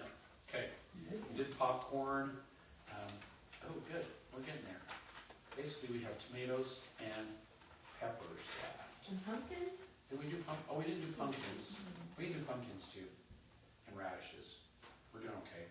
We'll start on water. We'll pick up watering next time as well too. Okay, potatoes. We do not have potato seeds, but we have potato tubers. And so we'll have lots of varieties of potatoes, red ones, and white ones, and yellow ones, and purple ones, and purple skinned ones that have yellow flesh, and purple skinned ones that have purple flesh. And so we'll have a whole bunch of different potatoes. Do they grow peanut potatoes here? I have never done peanut potatoes, so I'm not familiar with those. Potatoes are best planted in late April through May. If you plant them too early, they can get frozen, and if the soil's cold and wet, they'll rot in the ground and they won't come up. And so usually mid-April, late April, we're starting to plant ours. With the potatoes, you want to plant them about 6 inches deep and about 12 to 18 inches apart. And when I was a kid, what my dad would do is he would dig a hole and throw the dirt over to one side, and then I would drop the potato down in the bottom, and then he would dig the next hole and put the dirt from that hole onto the one that he dug before. And we just like do that as we went. Yeah, it was a great way to do it. I like to put stuff in there with it though, and so I dig a great big trench that's about 6 inches deep, and then my daughters usually come and help me, and we put the fertilizer down the bottom, so I'll do the tomato and vegetable food, and then I put sulfur in there as well too. Sulfur is a really good way to prevent certain diseases that affect your potatoes. So if you've had scab on your potatoes, scab affects the exterior of the potato, and it looks like a little worm has kind of burrowed into it, but it's not a worm, it's actually a disease. And so it's called scab, and it comes into your soil usually from manure. Cow manure specifically. So if you use a lot of cow manure, it will bring scab into your garden. It won't hurt the potatoes, it won't hurt you, it just makes the potatoes look funny. And makes the potatoes look funny, so they look kind of rough and scabby. And so sulfur will help with that. So I put sulfur down the trench along with the fertilizer, and then we'll drop the potatoes in there. Eyes up is better, but if you have a younger helper with you and they put them upside down, that's fine. Also, I don't do too much correcting. If it's not the best, but it still works, I don't get too uptight about it. Some people it's like, no, it has to be upside down. Then it's not as much fun when you're gardening with your kids. And so we just toss those suckers in there. Then I water them with the Bigfoot or with the Kangaroos, and I put a disease control in there. Did Josh talk to you about the complete disease control or the fungicide 5 last week, 2 weeks ago? Okay, so fungicide 5 and complete disease control, they're up here. They are biofungicides. So they are a bacteria, but it's a good bacteria instead of a bad bacteria. And I might run downstairs and grab some because it's kind of an important product. Give me a second, and I'll be right back. Yeah, I'll be right back. And just see you trip on those And things. do not trip on your shoelaces, and I'll be very quick. I'll be right back. What is it? Oh, okay.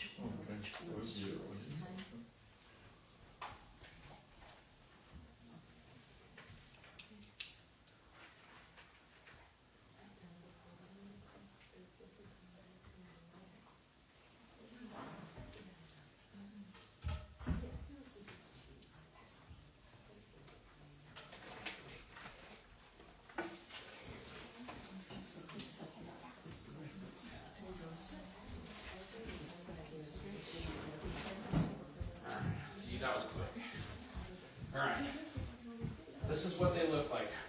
Fungicide 5 or Monterey Complete Disease Control, they are the same thing.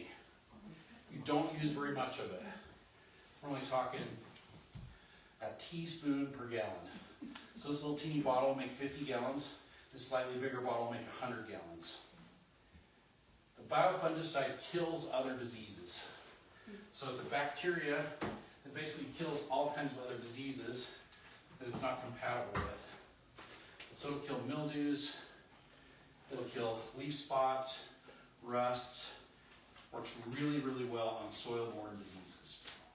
So I mix it in with my Kinga Roots, or I mix it in with my compost tea, or I mix it in with my Bigfoot. It's compatible with the bacteria and the mycorrhiza that are in there. They synergize and they work better together than they do by themselves. Kangaroo roots. Kangaroo Roots or Bigfoot. Okay. And then, You don't have to use both, one or the other. The Bigfoot's right here. The Bigfoot's cool looking. I bought that. Yeah, the Bigfoot is amazing. Okay. Or the Kangaroo Roots, or the microbrew, which is what we use for the compost tea, yeah. So they all have those beneficial microbes and mycorrhiza in there, compatible with those. Do you do that for everything? So you're gonna do that? I don't do it with like everything, I do it with specific things, tomatoes and peppers and potatoes, because they have diseases that get into your soil that will affect them. And if I use that on them, I'm much, much less likely to have disease problems. So this is one of the few things with the sulfur that works great on potato scab. So a few years ago, we planted potatoes. Potatoes tasted great, but they look so awful. They're just so rough. They look like they have scabs all over them. But it also looks like little worms have kind of crawled through and nibbled on the exterior of the potato. But then you peel them and they're fine underneath. Last year I used the sulfur, I used the fungicide 5, and all my potatoes, 0 scab. And the scab bacteria is still there. It's not a bacteria, it's a fungal. It's still there in the soil. It's just these guys fought it off. And so it didn't affect my potatoes at all. But a couple years ago, not using those together, completely covered with scab. Do you only do that once? Just when I plant them. Just when I plant them. Soaking good. Just water them with it, just so it's since it's a bacteria, it will grow with the plant. The mycorrhiza helps fight some of that stuff off as well too. So the great thing about these two products, which are the exact same thing, they will kill verticillium and fusarium that attack your tomato plants. So if you've had tomato plants that looked great until about the end of July, and then they look like they didn't get any water, even though you watered them 3 times this week, and then they die, that's probably verticillium. And verticillium, once it gets into your soil, you can't get rid of it. And this will fight it off so your plants won't get infected with it. And so that's why I use it so much. Yeah. And it really, really works. My dad used to plant 30 tomato plants in his garden to make sure he got 20. Because as verticillium got into his soil, all of a sudden half of his plants were affected by it. And once they're affected, you want to get rid of them because bugs will pick up the disease and spread it to your other plants.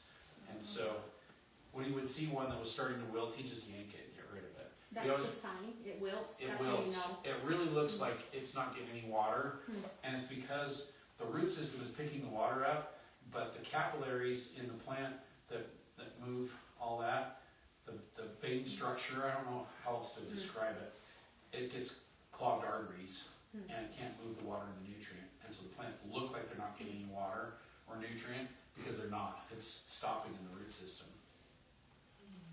And Do you so feed that stuff along with calcium? calcium is really great for the tomatoes for blossom end rot too, so we'll talk about that. But this works great, that combination works great on the potatoes. So when I get those potatoes planted, I water them with that combination and then we cover them up and I put a soaker hose on them and soak them really good. And last year I was probably getting 3 pounds off of each hill of potatoes. They produced like crazy last year. I had the best potatoes I've ever had. No scab on them. Paige. Yeah. So I start my slips like now, and they've grown so well, like the bushes look fantastic the Yep. past 2 years, and then I pull them up and they're like super skinny. And I'm like, what did I do wrong? So with the sweet potatoes, unrelated to regular potatoes, you want to mound the soil up and get it as loose and fluffy as possible. Okay.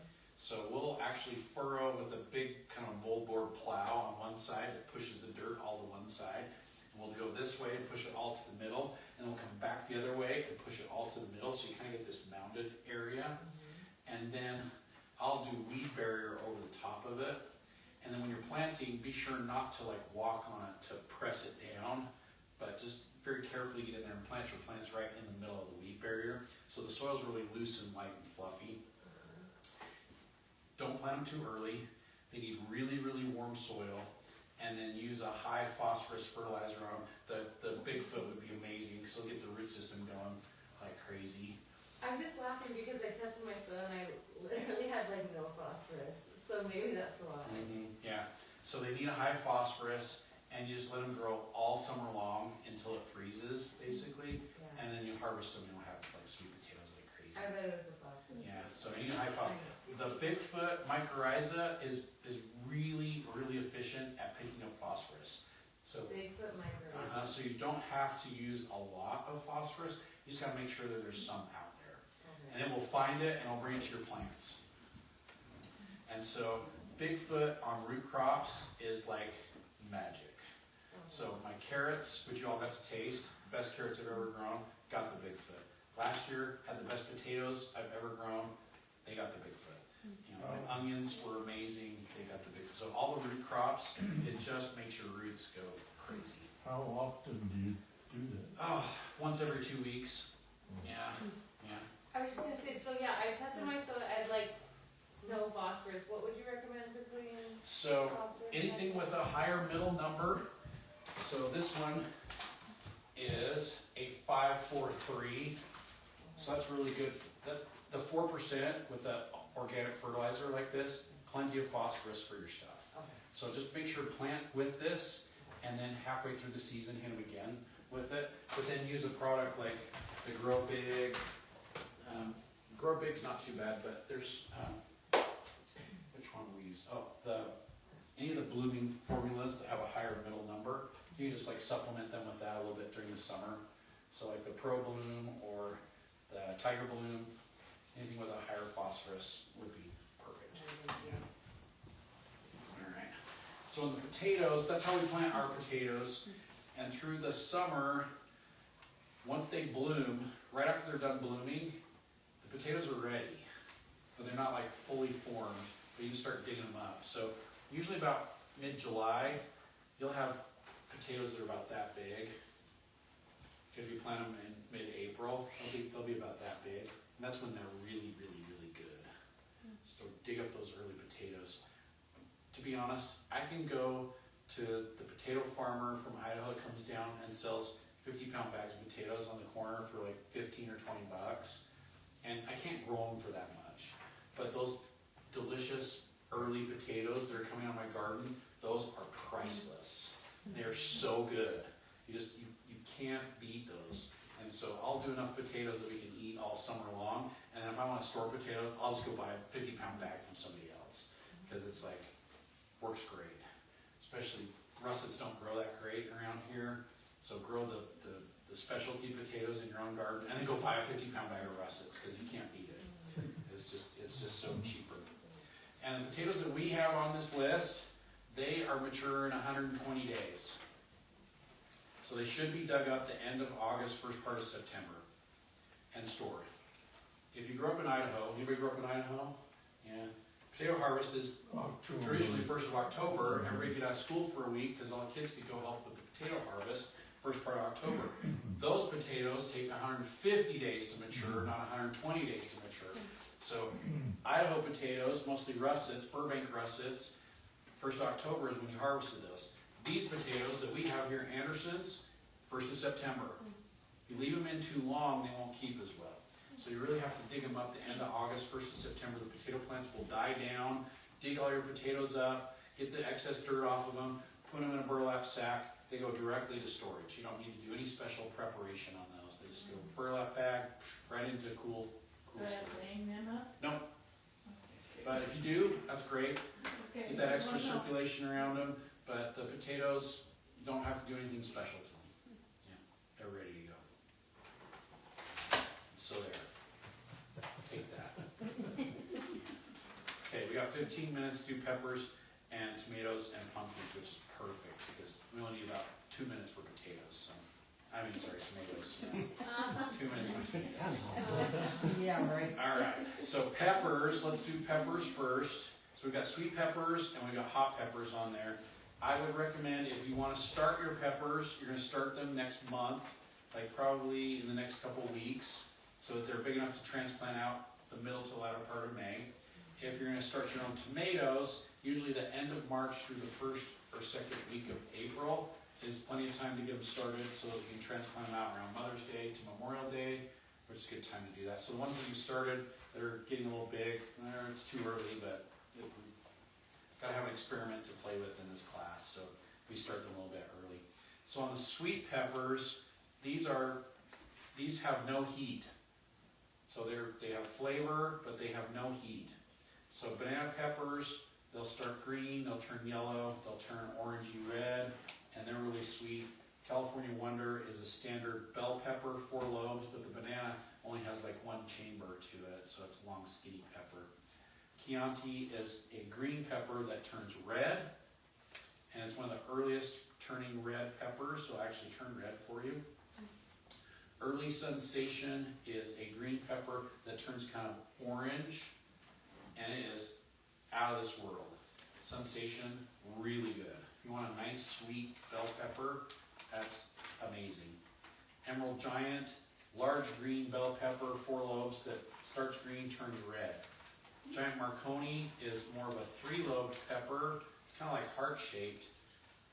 Green turns red. Golden Cal Wonder, big bell pepper, 4 chambers. Green turns yellow. Do you see a pattern here? Green peppers are not green peppers. They're a colored pepper that you're picking early that's green. Every year I have people that come in, and we've got the purple peppers, we've got the chocolate peppers, we've got the yellow peppers, we've got the red peppers, we've got the orange peppers, and they're like, where are the green peppers? How come you guys never have any green peppers? It's like, they're all green peppers. They're like, no, if I bought them before, It's, green bell pepper. Green bell peppers are just an immature red pepper, or an immature orange pepper, or an immature yellow pepper. That's why they're green peppers. If you eat a fully mature red pepper, it does less damage to your digestive tract than a green bell pepper, which is immature, has different toxins in there, but it tastes different. So we're going for the flavor of the green immature pepper compared to the sweeter mature pepper, but it's easier on your tummy. My mom could not eat green peppers, it would just destroy her digestive system. So, yeah, not good for her. But green bell pepper is a red bell pepper. You just pick it before it turns red. So there. Purple Beauty, green turns purple. Orange Sun, green turns orange. Pretty and Sweet is a 2-lobed pepper. Actually turns yellow, then red, and they're actually really good. And I've got a rainbow mix, which has a little bit of everything in there. And then the delight mix is like the snack peppers you buy at Costco that are like super sweet, and they're yellow, and they're red, and they're orange. That's the delight mix. Like the mini one? They're like about that long. They're not bells. They're like a corn, like a I'm thinking like the little a slight taper to them. Yeah, but they're really sweet. Yeah, really sweet. But I skipped over Gypsy. Gypsy is the sweetest pepper that I've ever grown. So if you want a really sweet pepper, grow Gypsy. Hands down, best pepper ever. So one year when my kids were little, we couldn't get Gypsies because the seeds weren't available, and so we grew banana peppers. So they kind of got used to us growing banana peppers. They were kind of the right age group. So when Gypsies came available again 2 years later, I was so excited, and I was like telling them how excited I was, and they're like, they can't be that great, Dad, you know, whatever. They're used to the banana peppers, which are really good, but they're nothing like the gypsies. And so I was like, all right, you just wait, you know. When we grow the gypsies, then you'll be like blown away, and they're like, yeah, whatever, Dad, you know. And so we grew the gypsies, and the gypsies start green, and then they go kind of lime green, and then they turn yellow, and then they turn orange, and then they turn red. And when they turn yellow, they're really good. But if you leave them and you let them go orange, then they're like, oh, these are awesome. And you just leave them go a little bit longer, and then red, and it's just like, oh, the angels come out. You know, it's like, they're so good. And so they were turning yellow, kind of almost orange. My kids were ready to pick them. I was like, don't touch them. Leave them alone. And they're like, yeah, but they're, no, we're going to wait till they're like going red before you get to try it. And so they were disappointed, but I made them wait. And so when they were orange turning red, then I was like, all right, you know, here's your chance. You know, and so we like got them, we cleaned them, cut them up, and it's like, here you go, you know, here's your little slice of heaven. And they ate them, and they went, why haven't we been growing these forever? These are like the best peppers we've ever grown. They are outstanding. They're like so good. So if you get a real gypsy pepper, it's a 2-lobed pepper, so it has 2 chambers to it. They're about that long, and they are delicious. They're so good. Okay, for hot peppers, if you're familiar with the Scoville scale, I'll give you the Scoville scale. So this indicates how hot the peppers actually are. So an Anaheim pepper, which is a chili, is about 500 on the Scoville scale. A jalapeno, chill this, is about 5,000. Alright, so jalapeno poppers are hotter than, you know, chili salsa, you know, so on this list though we have one that is called Fool You, that is a jalapeno. It is about 100 on the Scoville scale, so it has a tiny bit of heat, but it has the full jalapeno flavor to it. So that's like the mildest hot pepper that we've got is that Fool You. Tastes like a jalapeno, doesn't have the heat. Cayenne is probably in the 10,000 range.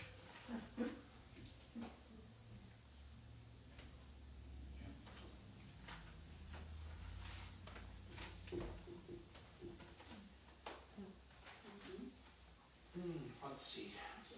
Garden salsa is a really high quality Anaheim.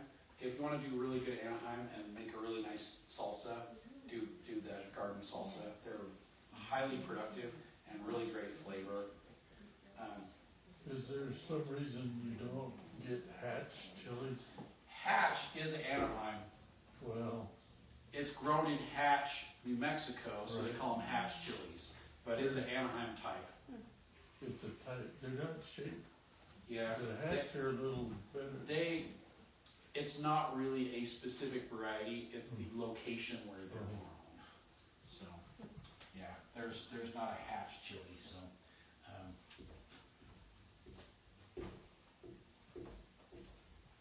So Serranos are 50,000, then we start to get into really hot ones. So, all the habaneros are about 250. Ghost. Yeah, then you get into like the scorpion and the ghost pepper and what's the other one? Carolina Reaper. They're in about 1 million to 1.5 million. Carolina Reaper's like one of the hottest. My sons like to get with their friends and they'll do it once a year and do the chicken wings and they'll go through that 10-stage. Yeah, I By think the time they get to the 9th or 10th, they're so hot. that's like you can't do it. I think that's just self-inflicted pain. That's all it is. It's just like, why are we doing this? That's Yeah, all this it is is. like your body can handle it, but it's really not great for you. You end up throwing up. Yep. Yeah, it's just Right, it's not good. I don't recommend it. I don't think it's worth it. But some of the best jams I've ever had are like ghost pepper jam, because if you temper it with enough sugar, the flavor is amazing, but it gets rid of all the heat. So some of those jams are really, really good. They're not like hot. They're just like amazing pepper flavor. So yeah. Carolina Reaper is the hottest one that we've got. There's one out there that's called Pepper X. They're like $250 a seed, I think. It's like in the 2 million to 3 million range. So they're just like crazy, crazy hot. But I don't know why. What is this garden salsa one? Garden salsa is like a larger Anaheim, and it's got great chili flavor, so it's really good for salsas, and it's super productive. Really nice quality pepper. Alright. So I can do radishes, and we can save tomatoes until next time if you want, so we spend a little bit more time on the tomatoes. And then we'll dig into watering. I brought all the water stuff up today too, but I'll ask so many questions that we didn't quite get there. So radishes, easy to grow. Oh, with the peppers, sorry. Start your own now, or do plants a little bit later. Plant the latter part of May, and if you get them enough heat, like I do weed barrier, plant my plants right in the middle of weed barrier, get the soil really warm. I had mature red peppers by the middle of August last year. So second week of August, we had red peppers. But if you don't do that, it's the middle of September. And sometimes they never turn colors. So then you just all have green peppers. All this stuff on it. Yeah, so the mycorrhiza really helps. So the Bigfoot makes a big difference. But I planted plants the second week of June and still had enough time to get them to mature. You know, so you don't have to plant them super early. It's getting your soil warm faster is really the key. Brenna? Will a wall of water help? Wall of waters help a lot. So when I plant mine, they get aquadome or a wall of water or a hot cap on them until they're like growing out the top. And that really helps too, because they're usually have set fruit before I take those off. And then Like pepper plant? peppers, yeah. So I do my pepper plants too. Peppers would be happy as can be if it were 95 during the day and 85 at night. We would die because it's just like so hot. You just sweat all night long. Yeah, it's just too hot. But that's what they want, that consistent 90-degree temperature all summer, and then your peppers would ripen up. They just like it consistently hot. At my house, where the wind blows out of the canyon, I mean it'll get into the low 60s, sometimes into the high 50s at night, even though it's 95 during the day. And so I gotta keep the soil warm, or else my plants won't ripen up. But I love those cool nights when that wind blows. It's like, it feels so good. And so the peppers do not like that though. We can do pumpkins really quick, and radishes are just like super easy. 45 days. Plant your radishes now. You'll be picking radishes the middle of April, first part of May. That's how fast they come on. And they'll germinate in soil temperatures as cold as like 40 degrees. You say plant now? Yeah, radishes you can plant like right now. You want to get them thinned out, or else your radishes will be skinny. So you got to thin them to about 1 inch to 2 inches apart to get good radishes. Corey? How much depth do they need? Oh, 4 inches. Yeah, 4 inches is plenty on the radishes, so no problems there. We have a ton of really cool pumpkins. The biggest ones are the Atlantic Giant. Next week, if you want to see some big pumpkins, I guess I don't have them there, but the Giant Pumpkin Growers Commonwealth is meeting in Salt Lake this year. And that's like the association of all the giant pumpkin growers over the country. And so they're meeting in Salt Lake, so they'll be doing seminars and stuff if you want to learn how to do giant pumpkins. We will be doing classes here in March also if you want to do giant pumpkins. I will start my giant pumpkins the end of March, 1st of April, so they'll be ready to transplant out the first part of May. What do you call giant? How big do yours? My biggest one was 650 pounds. But our winner, like our biggest pumpkin weighed here on Center Street, was 2,287 pounds. How did they get that? A lot of work. A lot of work. Yeah. It wasn't Ross. It wasn't Ross's though. Yeah, no, It was almost as big. Yeah, it was Ralph Lobb from Vernal, Utah, brought up a 2,287 pound pumpkin. So we've had over 2,000 pound pumpkins weighed off here at Center Street. So Atlantic Giant is the parent of all these giant pumpkins though. So Atlantic Giant, Big Max is big. I've got a new one this year that's called Hulk that will average 70 pounds. So it's a big pumpkin without having to do too much work to it. So Hulk is pretty cool. So is Large Marge. Large Marge is one of the best pumpkins I've ever grown, and it was like so easy to grow, and we got 70-pound pumpkins off of it, just doing nothing to it. Yeah, so that's a great pumpkin. And then some of the fun ones, like we've got white pumpkins, so Casper's white, Baby Boo, which is Hooligan, that's white also. Some of the striped pumpkins are the coolest ones. So Warty Goblin is orange with kind of neon green stripes and warts on it. It's one of the coolest pumpkins. So it's got these warts on it that look kind of neon green.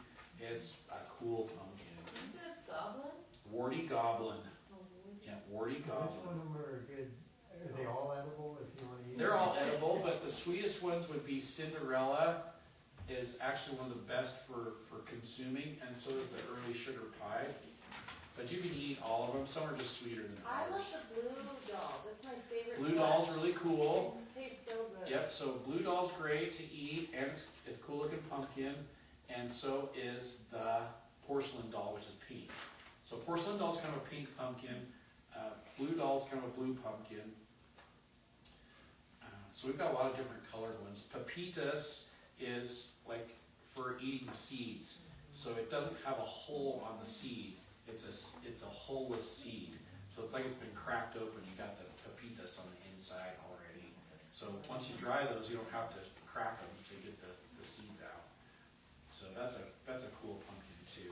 Mrs. Wrinkles has kind of a wrinkly exterior to it. Howden is probably one of the most popular for just a field pumpkin. It's got a big stem on it, so you don't have to worry about the kids picking the pumpkin up by the stem and breaking off. It'll hold on. So Howden's really nice, and so is Phantom. Phantom's really good for that too. I guess that's the Harvest Jack. We had to switch to Harvest Jack. How big do the pepitas get? Oh, they're like No, size of your index the finger pumpkin. nail. Oh, the pumpkins? They're about that big. They're not gigantic. They're like a 10-pounder. Okay. Yeah. It's I not think it's a 70 pound. oh, 70 pounds or yeah, Okay. not that big. And that would be the Hulk, right? Hulk and Large Marge. So the ones that would normally grow big, if you just let them keep going, if you stop them at a reasonable size, if you just wanted to eat them, they're okay that way? Yeah. But they're more fun when they're big. Depends on the yard Yeah, size. more fun. So the ones I grew last year were a little bit smaller. They should have been bigger, but I realized partway through the growing season that I had some stragglers that were on my plant that I hadn't culled, because you have to like grow one pumpkin per plant. And so a vine had gone over into my squashes, and I didn't realize that there was a good sized pumpkin in there that was over 100 pounds until it was like, oh crap, now I'll just leave it, you know. So my one pumpkin should have been well over 500 pounds, but I ended up. So can you tell us quick, how do you get the big pumpkins? Like, how do I do it? Yeah, we'll do that next week. Oh, We'll do that yeah, next I week. think so. Yeah, that's a whole class on Will that. you tell us just though how to be successful with just pumpkins in general though? Oh, like yeah. fertilizer, water, like So the way I do all my squashes and pumpkins and melons is I'll start the plants inside about 10 days to 2 weeks before I want to put them outside. And as soon as they germinate, I hit them with the Bigfoot. And if they're in 4-inch pots, by the time I transplant them out, after 2 weeks, they have roots growing out the bottoms of the pots. And so when I transplant those out, I'll hit them with the Bigfoot again, and then start hitting them with the compost tea about every 2 weeks. And I'll do that pretty much all summer. So you get compost tea every 2 weeks all summer once they so get that's going. their main fertilizer. Yeah, That's but I'll put the tomato and vegetable food out there, but in 6 weeks, that's pretty much gone. But in 6 weeks, that's when they're really going. And so I'll do that water soluble fertilizer with the compost tea. And God, we picked 3 wheelbarrows full of squash last year off of like 8 plants. That includes winter squash? Winter, okay. Yeah. And you could keep it out in the root cellar? Yeah, they're downstairs in the basement here at the store if you want one. Oh. They're all starting to go. it was an odd harvest season, so my squashes haven't kept as well as they usually do. I usually get them to keep until April, but this year they started deteriorating this month, so, yeah, it was the harvest season. This was kinda weird, so, they didn't get dried before it got too cold, I had to bring them inside, so, yeah, Jack. What, pumpkin would be good for if I wanted to do a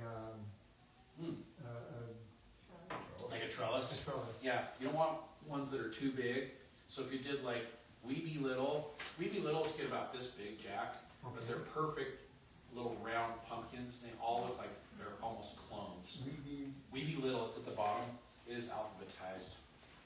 Oh, okay. Yeah. Oh, Scarface is a new one too, that one's got warts all over it as well. Small World of Color, sounds like they're small pumpkins, but they're big pumpkins. Like they're 10 to 20 pound pumpkins.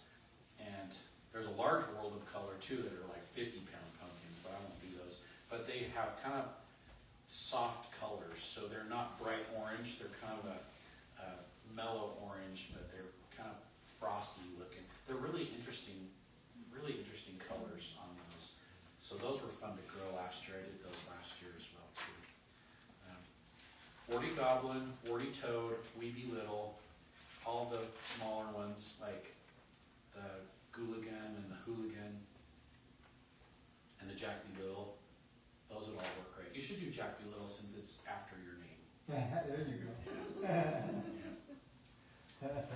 But with the pumpkins, most of them need a lot of space. So I put one plant with like 2 or 3 seeds that I started with those every 6 to 8 feet.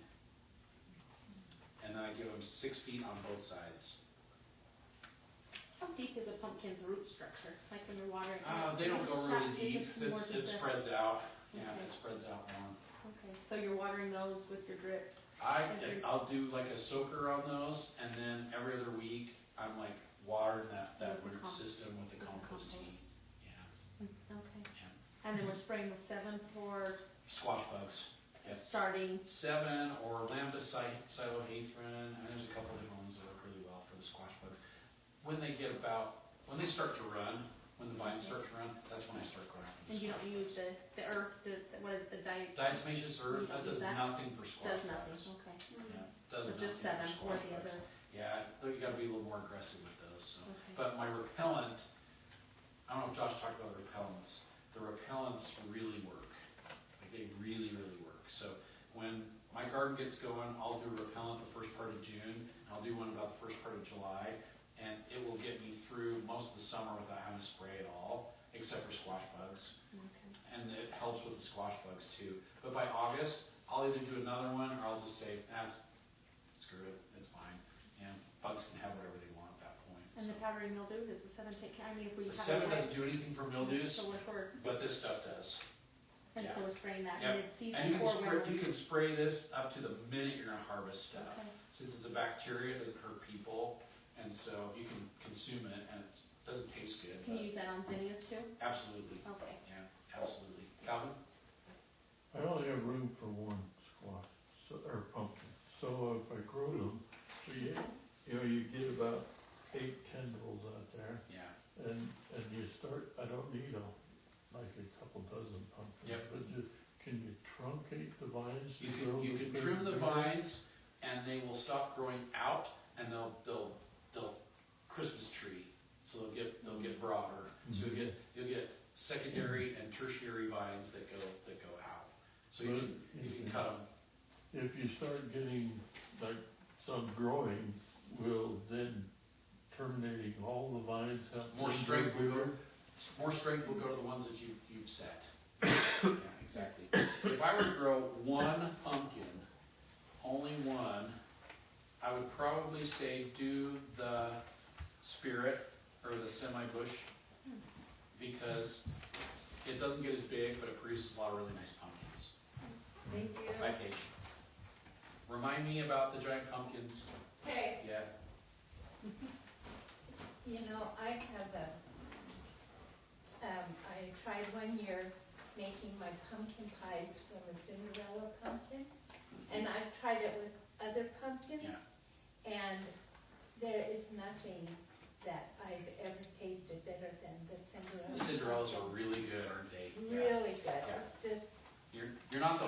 customer, we kind of feel like the Cinderellas have like really good flavor. Yes, so good. Yeah, really good flavor, so, yeah.